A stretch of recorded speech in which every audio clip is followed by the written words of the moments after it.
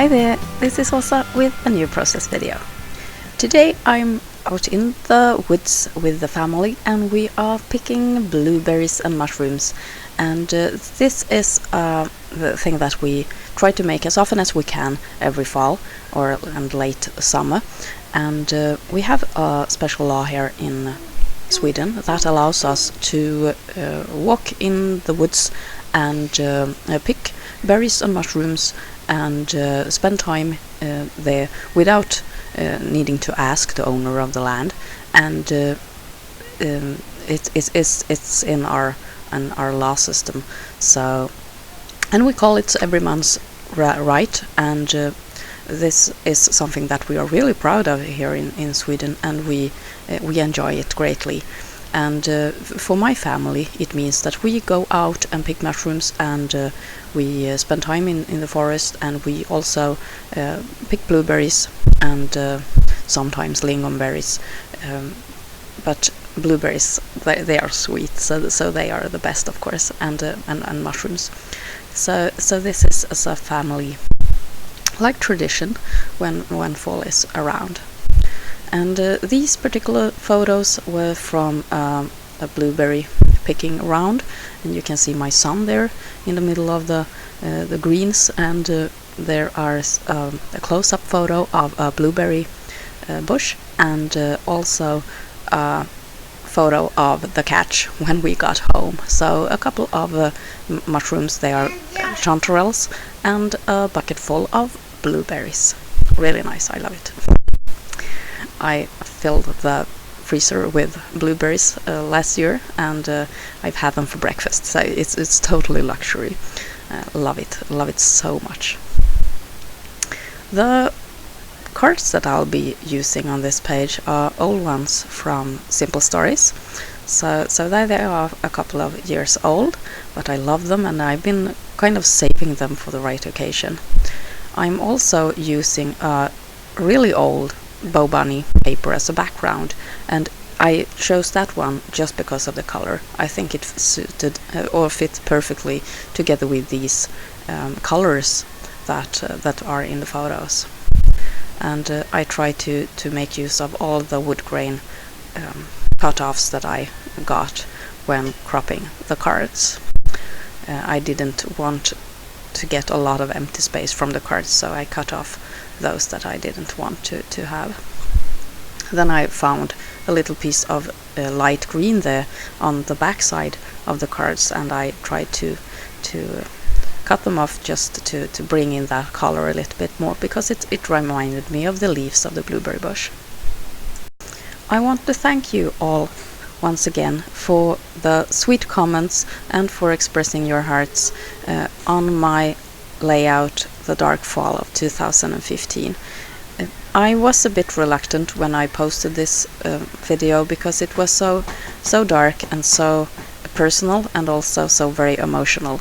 But your comments made it worth all of the stress I had before, and I'm so happy that I was able to share this one with you.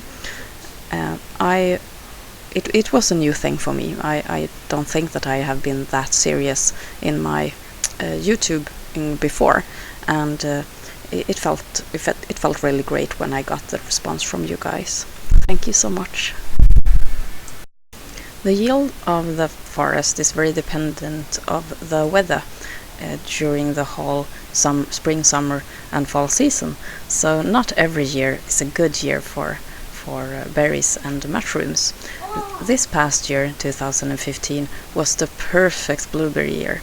We picked so much blueberries, and they were so big, and it was such fun work to pick them. Sometimes you need to walk several meters before you find the next good blueberry bush. But this year you could stand in just one place for so long time and just pick and to your heart's content fill bucket after bucket. It was only the time that you wanted to spend in the forest that made the difference, because you always found blueberries, and it was lovely. It wasn't the best year for mushrooms, and we have pretty much lost our last or our favorite mushroom picking spot due to a heavy storm that we got a couple of years ago, and it destroyed the area where we went to pick mushrooms before.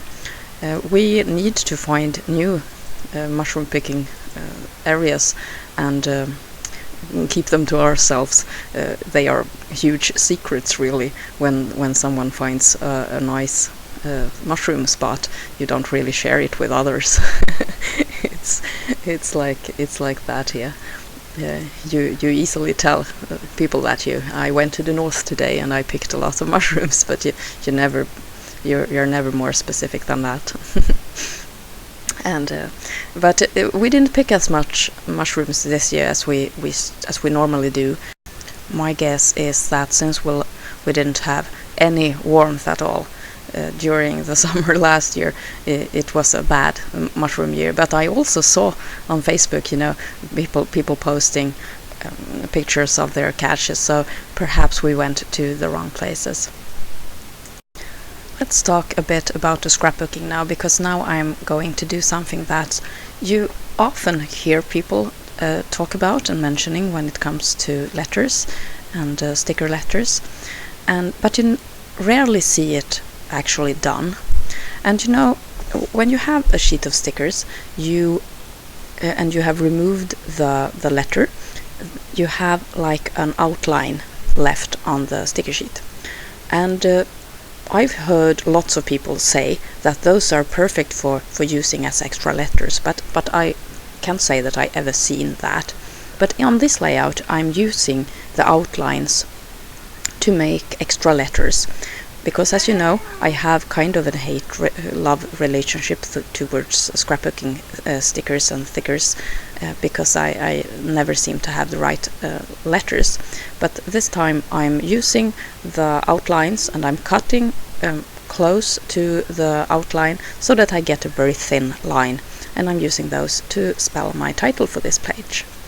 I'm using the word Blåbärsår, and that means blueberry year, and that was just what it was, 2015. It was a blueberry year. And I think that the effect was really fun. First I thought that, I have two letters that are the normal ones, and the rest are outlines. But in a finished page, I just think it looks fun, and no problem with that. The font is the same, and it melts into the background really well, and it's also readable. I thought that was a really important thing with using the stickers like this. It's really readable and no problem to see what it says, and you even see the photo inside the outlines of the letters, and I thought that was fun. It becomes a more subtle way of spelling a title on the page. It takes a bit of time to make this kind of titling, but I think it can be worth it once in a while, and it's a way to stretch your alpha stickers a bit longer. I'm using some alpha small stickers to make a title or subtitle with the date for this page, and these are from Simple Stories, and I've cut them out of those larger 12 by 12 sticker sheets that comes with both word stickers and larger fonts. I cut them apart just to make them easier to store in my letter stickers storage. When I got this far in the process, I started to see if I could find a way to make the finished result a bit more finished. So I pulled out a sheet of thin cork, and I made half circles with a circle punch, and I decided to place these by my clusters, my embellishment clusters with the small bows, and I thought that became a really nice effect. It picked up on the natural colors and enhanced the brown part of the other embellishments. I got a couple of orange stripes there and the orange in the trees. So I thought it was a nice effect, and especially since the cork to me, it's both warmth and this natural kind of like it is. It's not painted, it's not colored in any fancy way, it's just as it is. Natural. Then I went through my stash of frames, and I once more picked up on that light green in the leaves of the blueberry bush, and I thought that also was a really nice effect. I cut the frame apart, I think in 3 different parts, and placed them with my clusters. And you can also see that I've already made a light green border with washi tape at the bottom of the page. Those thin washi tapes are a perfect addition to my stash. I use them a lot for borders and also for just framing stuff that I need a bit of color, extra color. And instead of using a whole sheet of cardstock or pattern paper, when I just need a border, I think those are totally the best. And now the page is done, and I'm really happy about this one. It gives the feeling of the forest, and I love it. I hope that next year will be a real mushroom year, because that's wonderful to have chanterelles in the freezer for the rest of the year. Thank you so much for watching. I hope to see you soon here in my channel again. Take care. This is Åsa. Bye!